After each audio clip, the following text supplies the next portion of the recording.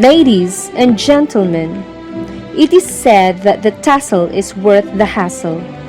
Despite the cancellation of the traditional graduation rites due to the pandemic, we at J.H. Cerilles State College see the importance of celebrating the culmination of the many years of hard work and the pursuit of knowledge of our dear students. Hence, we present to you these online graduation ceremonies with the theme JHCSE Graduates Embracing the Challenges of the New Normal and Beyond. Indeed, changes and challenges brought about by the pandemic have shifted the landscape of everything as we know it. But we are confident that this batch, imbued with the institution's core values and the teachings of their mentors, can surmount the challenges that lie ahead. Together, let us usher our students into their career paths in the hopes that they become the best versions of themselves. Here with us are the members of the JHCSE Board of Trustees with their congratulatory messages.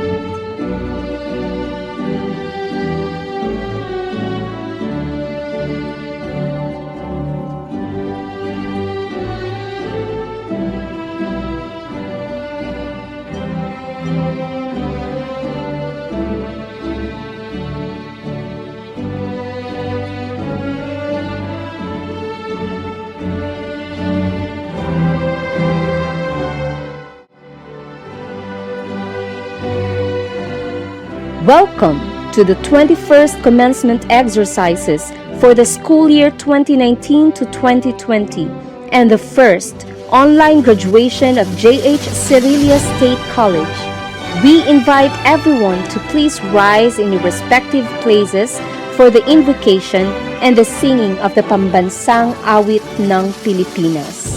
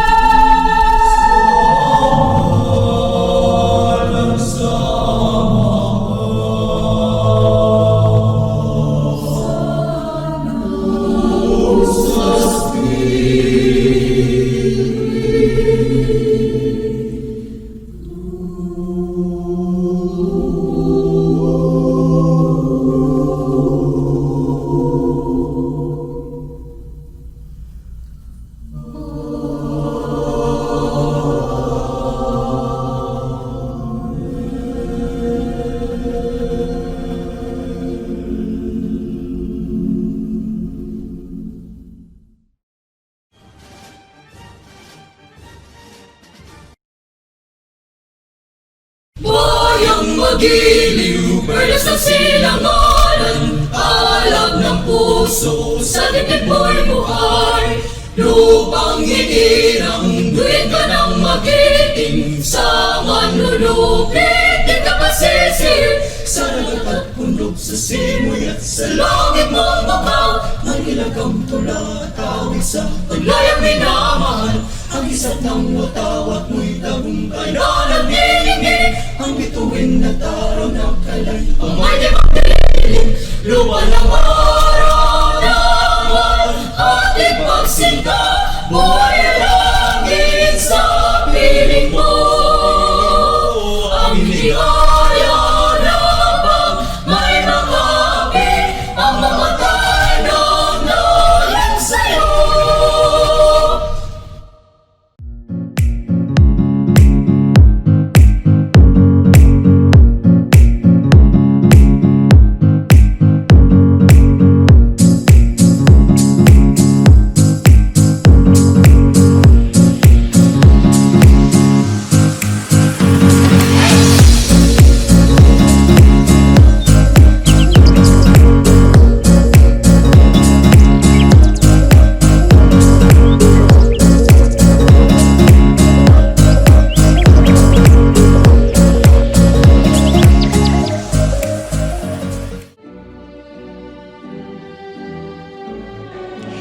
Ladies and gentlemen, let us now give the time for Dr. Lina T. Cadilla, the Vice President for Academic Affairs, for her welcome remarks.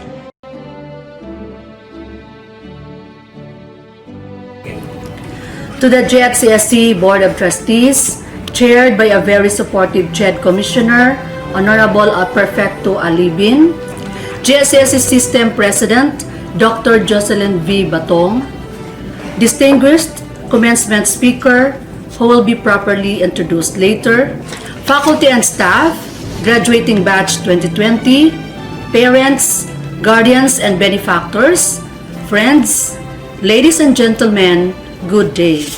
The past 3 months had been quite tough for us all. The COVID-19 pandemic has brought many twists and turns in almost all aspects of our lives. With the current crisis, a new culture has been shaped and has emerged. We learned new ways of living and new patterns of dealing with our lives, with our work, and with our interactions with people. These novel ways and modes of living and intermingling constitute today's new normal, and we have to remember that until there is no vaccine for this virus, we have to embrace the changes it has brought into our lives.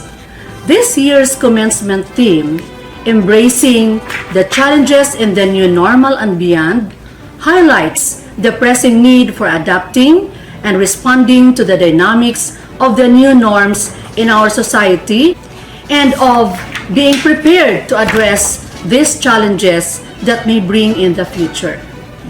To the graduating class 2020, you may have had difficulties in adjusting to the new norms of learning during the last 3 months of the semester. However, I am so much happy and proud of you for making it this far, for your resilience and persistence in complying with the requirements despite the challenges and demands of this crisis. Today marks your triumphs over those tough challenges. This also marks the culmination of several years of hard work to achieve your dreams and make you grow into someone you all want to become. Your diploma validates your degree, so think of it as your ticket to change the world and make a difference for a brighter future. To the proud parents, your sacrifices deserve praise and celebration, because despite the hardships you had to go through, some of you may have lost your jobs or have your businesses affected by the lockdown and quarantine. Still, you continually supported the education of your children in all shapes and forms: financial, moral, intellectual, social, and spiritual. To the guardians, benefactors, and stakeholders, your support for the success of this batch is commendable. I cannot thank you enough for your constant assistance in education and to GHCSC as well. To everyone joining the GHCSC online sending off program for batch 2020, I welcome you all to the 21st commencement exercises of the GH Cerilles State College. Thank you and God bless us all. Thank you, Dr. Padilla. Now, to introduce our distinguished speaker, let us all welcome Dr. Vilma C. Guenhia, the Vice President for Research and Extension.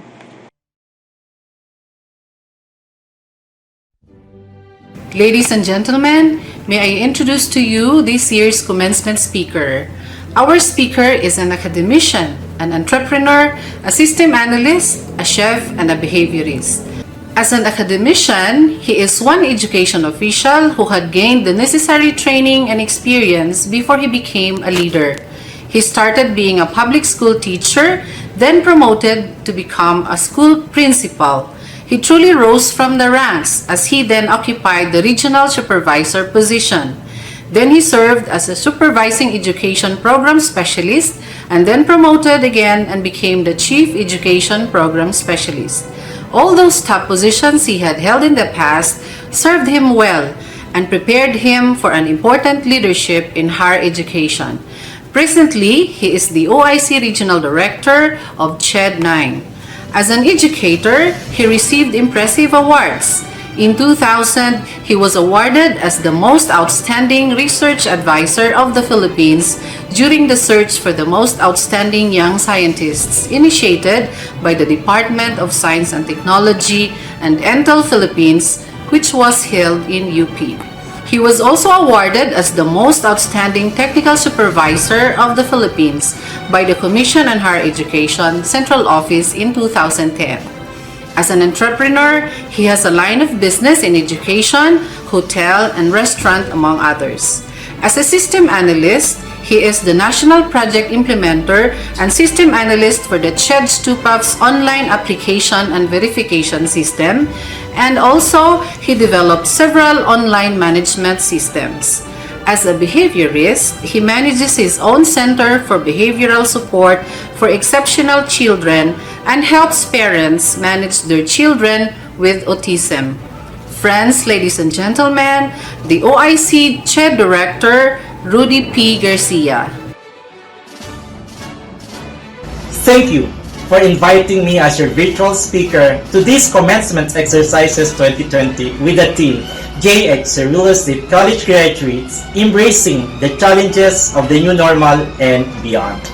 In fact, you have started to embrace the new normal when you have continuously engaged academically yourselves through virtual mode and distance learning programs of these institutions with your professors.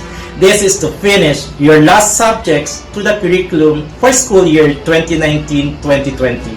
Despite the pandemic, you have managed to finish it successfully. Congratulations for that. Let me start by saying, may you achieve the corona in your chosen career, but never acquire the virus in it. Allow me to use the mnemonics of coronavirus. Let me begin with letter big C. C is for congratulations to everyone for the culminating of this 2020 virtual graduation ceremony. Perhaps we can call them the Batch Coronavirus 2020. To the President of this college, Dr. Jocelyn Batong, thank you for leading the institution towards lifting the bar of academic excellence higher every year. Despite of the limitations of movements and resources, you are indeed a great academic pilot. Thank you for that.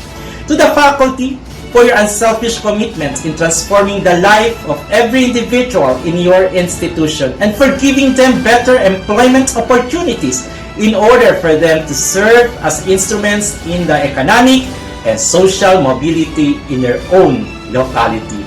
My greatest salute to all of you. Another big C is from the word corona is challenge. How the Batch 2020 can overcome the challenges in their lives and to start their chosen career after this graduation ceremony. It's indeed a big question today. But I firmly believe nothing can defeat the purpose of your career when you define clearly your character and how you adapt positively in every struggle that you may encounter along the way. It's indeed another C for you to see beyond who you are as a person. O. O is to overcome the challenges by accepting and adapting the new normal. Start to acquire different skills under the Industrial Revolution 4.0. You need to be part of the cybernetics, where people blended their behavior with the demand of technology. R is for resiliency. Remember, you are not taught solely to be academically ready, but to be socially and economically responsive. And most of all, you must be part of the solution in every situation that hamper the growth of our economy and the serenity of our society. O. O is to be optimistic in life. Life challenges are part of the ingredients for you to become a better person. Lessen your engagement with pessimists. Remember, you cannot please everyone, but you can let them realize your significant existence in the workplace. N. N is for nobleness. Your action and reputation define you as a person. Hence, always think before you act. And A is for accountability. As a graduate of this institution, you are accountable to give good name to your alma mater. You are accountable in the accomplishment of the vision and mission of the institution. You are part now of this institution as alumni. Be good influencer to others. by act and deeds. Develop yourselves to be the pride and corona of J.H. Cerilles State College and never be a virus in the society. A virus means that V is for vindicative, never be one. I is for ignorant, never allow yourself to be part of them. R is for radical, please never be part of them. U is usurpation of authority. When you are on top, never forget that the only way is to go down unless you want to go straight to heaven or hell. S is self-centered. Let others talk about your good deeds and acts and not to publish your own. Always remember, your character defines you. It is the best weapon to overcome the new normal and beyond. You are prepared academically by this institution. Bring back good memories to your institution than my Cerilles. Once again, in behalf of the Commission on Higher Education, my heartfelt congratulations to the Coronavirus Batch 2020 and their proud parents and guardians for their success. God bless us all! For the petition and presentation of the graduates of 2020, let us welcome Mr. Dante B. Bayocot, the College Registrar, and Dr. Lina T. Codilla, the Vice President for Academic Affairs. Dr. Mary Jocelyn V. Batong, President of the G.H. Cerilles State College, I, Dante B. Bayocot, the College Registrar, have the honor to present to you 1,707 candidates for graduation of the academic year 2019-2020. They have satisfactorily completed the requirements of the Commission on Higher Education. They are now entitled to their degrees and diplomas.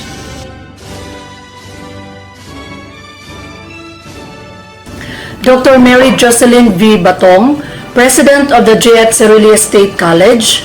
I, Lina T. Codilla, Vice President for Academic Affairs, have the honor to present to you 1,707 candidates for graduation of academic year 2019-2020, of which 95 candidates are from graduate programs and 1,612 are from the baccalaureate programs.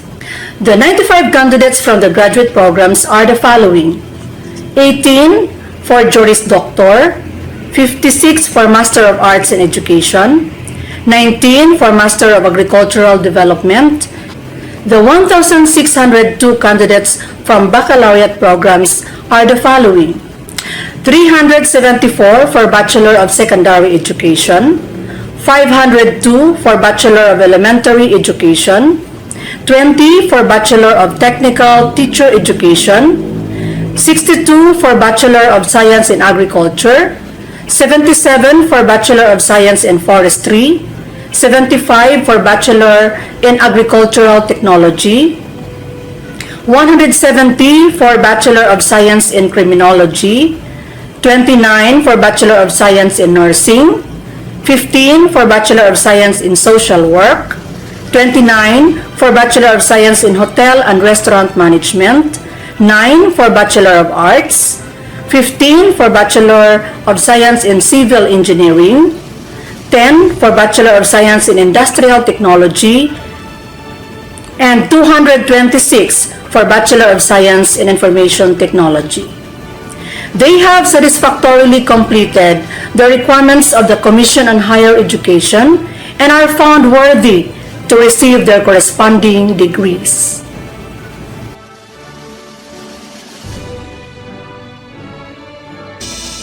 By the authority vested upon me as President of J.H. Cerilles State College, I accept 1,707 candidates for graduation and do hereby confer on you your respective degrees and declare you as graduates with all the rights, privileges, and honor appertaining thereto. You are now graduates of J.H. Cerilles State College. Congratulations!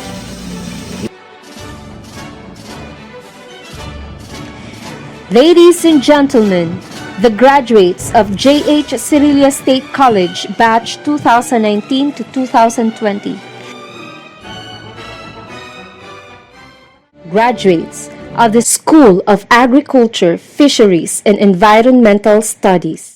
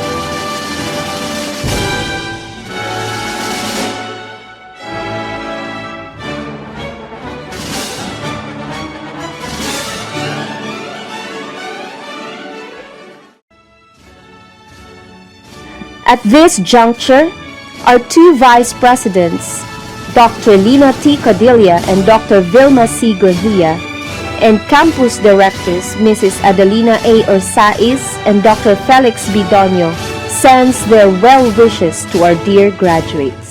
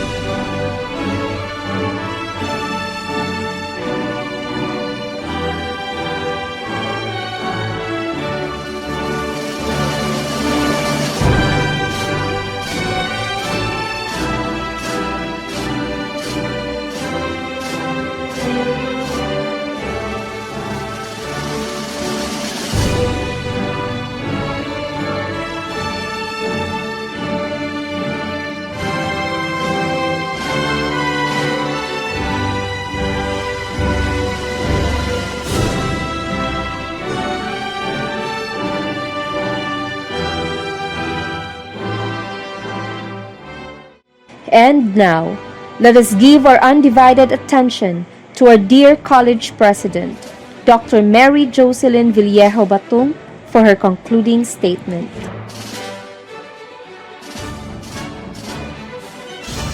My warmest greetings to the members of the 2020 graduates of J. at Cerilles State College. Today is an opportunity to celebrate all the fruits of your labor and commend yourself for the perseverance and diligence you've exerted in making your dreams a realization. Today is not the end, but a time for all of you to prepare for greater challenges in the future. Things may not be going as planned, for COVID-19 has brought an overwhelmingly sudden transition upon us and has caused you to miss your traditional commencement ceremony.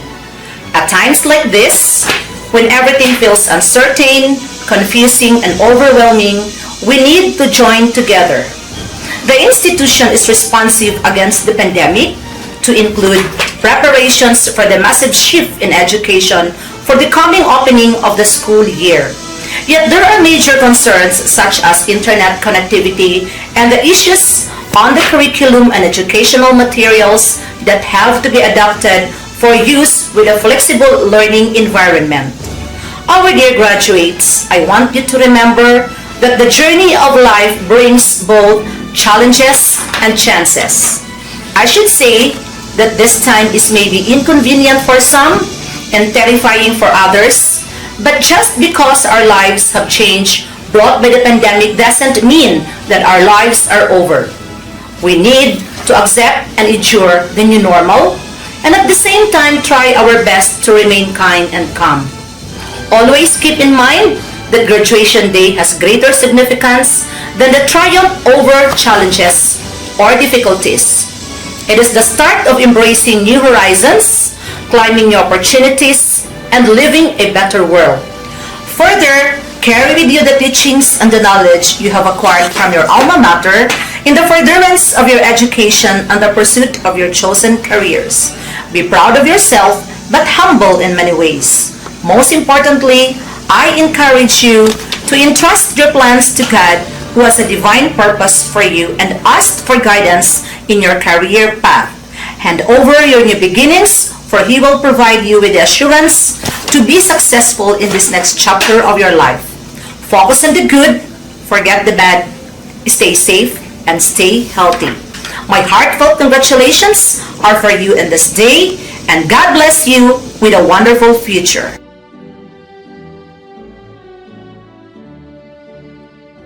Thank you, Dr. Batung, for the inspiring message.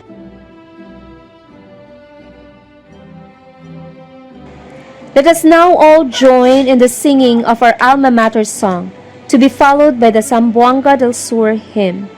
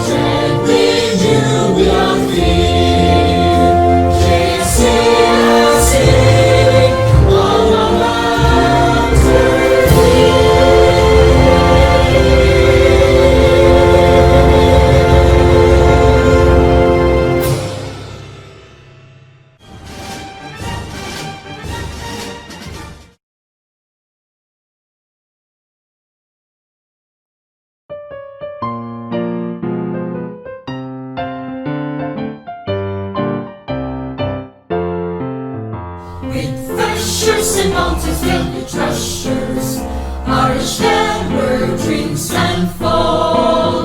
Each people marching on to progress, hearts undaunted, brave and true. Hand in hand with brother Filipinos, Soar will make you great. We'll work unceasing without relenting, for country's might you can count on us. With precious and mountains filled with treasures, our each ever dreams and fall.